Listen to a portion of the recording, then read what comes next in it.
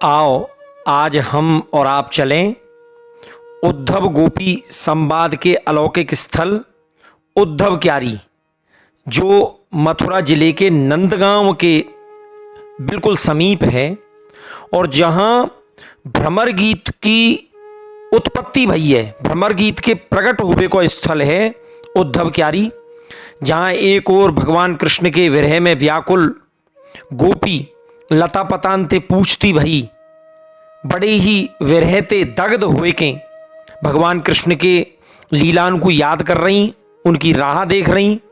और दूसरी ओर भगवान कृष्ण के परम सखा उद्धव, जो अपने निर्गुण ब्रह्म के ज्ञान के घमंड को लेके यहाँ भगवान कृष्ण ने भेजे और उनके बीच में जो अलौकिक संवाद भयो वाके प्रकट होवे को ये स्थल है। और भ्रमर गीत के बारे में बहुत सारे अष्टसखान ने अपने अपने तरह से अपने पद लिखे हैं। सूरदास को भ्रमर गीत सबसे प्रसिद्ध है। एक ओर गोपीन को प्रेम और माधुर्य और विरह, और दूसरी ओर उद्धव को निर्गुण ब्रह्म को ज्ञान, और अंत में विजय प्राप्त भई गोपीन के प्रेम को। ये उद्धव क्यारी उद्धव गोपी संवाद का बहुत ही प्राचीन और अलौकिक स्थल है। यहीं गोपियां राधा रानी के साथ आकर ठाकुर जी के विरह में विराजमान रहती थी। बताते हैं कि यहाँ पहले 84 एकड़ में ये परिक्षेत्र फैला हुआ था और 84 एकड़ के उस परिक्षेत्र में सघन कदम्ब के वृक्षों की वृक्षावली थी। और बाबा ने हमें बताया कि इतनी घनघोर यहाँ पर कदम्ब के वृक्षों की वृक्षावली थी कि एक कदम्ब की डाल पर चढ़कर और कदम्ब से दूसरे कदम्ब पर, दूसरे कदम्ब से तीसरे कदम्ब पर, कदम्ब से कदम्ब पर होते हुए और सीधे नंदगांव में पहुंच जाते थे गोपी ग्वाल। ऐसी यहाँ पर सघन, और ये गोपी कुंड है। इस गोपी कुंड के तट पर ही उद्धव गोपी संवाद हुआ था। आप देखें कितनी स्वच्छ जलराशि इस गोपी कुंड की है। और इस गोपी कुंड के पास ही गोपी कूप भी है। ये देखिए आप, दूर दूर तक ये 84 एकड़ का ये पूरा परिक्षेत्र है, जिसे उद्धव क्यारी अब बोलते हैं। लेकिन 5500 वर्ष पूर्व जब उद्धव जी यहाँ पधारे थे, उससे पूर्व इस वन को कदली वन कहते थे, कदम्ब वन भी कहते थे।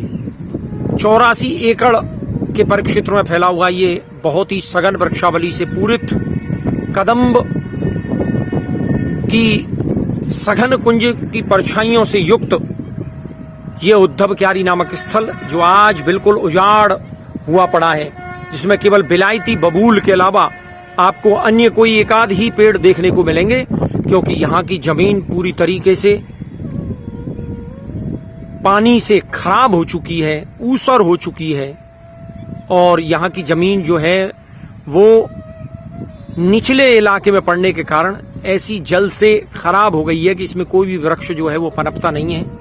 ऐसा हमें यहाँ के बाबा और यहाँ के बाशिंदों ने बताया। मैं आपको बता रहा था कि भगवान कृष्ण के विरह में गोपी यहाँ इस स्थल पर आकर ठाकुर जी के विरह में विलाप करें, ठाकुर जी की लीलान को याद करें। ठाकुर जी और उनके बीच में जो सुंदर सुंदर लीलाएं भईं, उन लीलान को स्मरण कर करके उनके नेत्र जल से पूरित हो जावे। और ये आप देखेंगे तो ये गोपी कूप है, जाकी स्थिति भी अटम ज़्यादा ठीक ना है। हमें पूजन के नाम पे, अर्चना के नाम पे जने कहा डार दिया है यहाँ की ब्रज की गोपीन ने।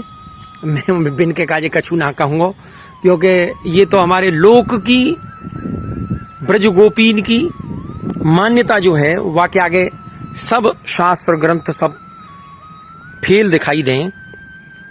तो ये जो स्थल हो, यहाँ पे गोपी प्रतिदिन आमे ही, और ठाकुर जी श्याम सुंदर के जो लीला प्रसंग है उनकी चर्चा करें, आपस में एक दूसरे के साथ बैठ के सुध करें बाकी।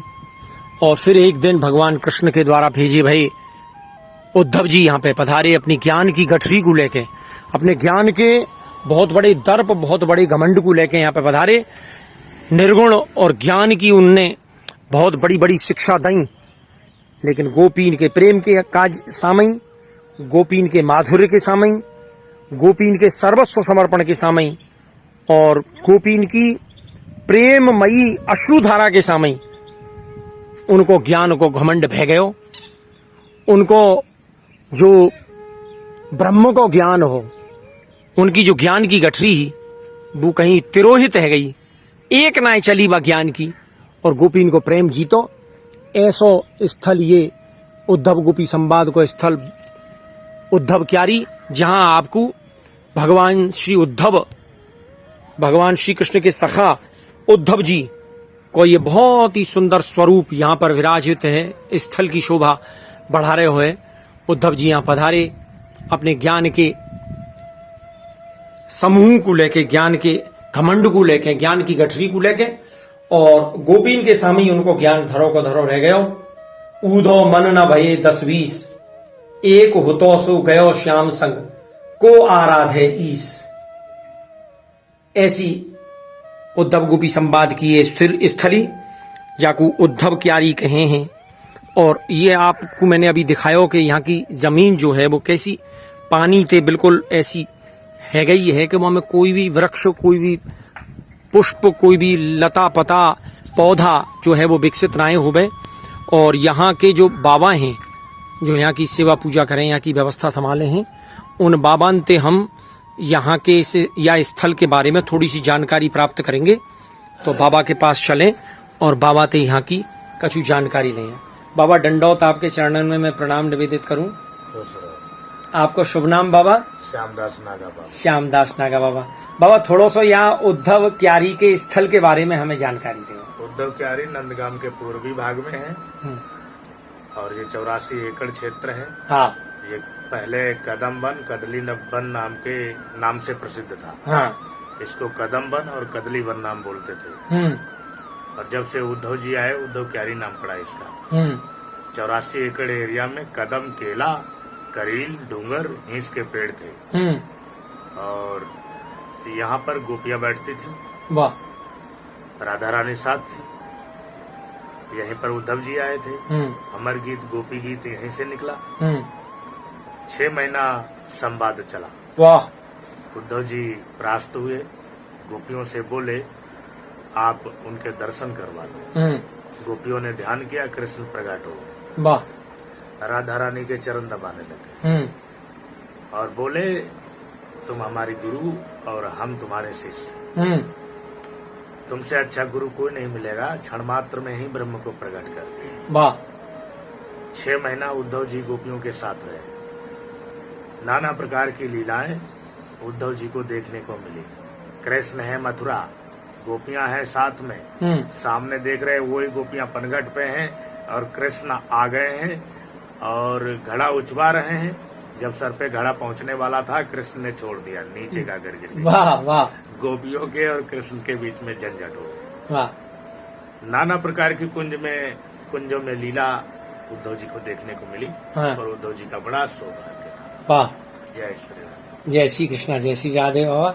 बहुत बहुत धन्यवाद आपको।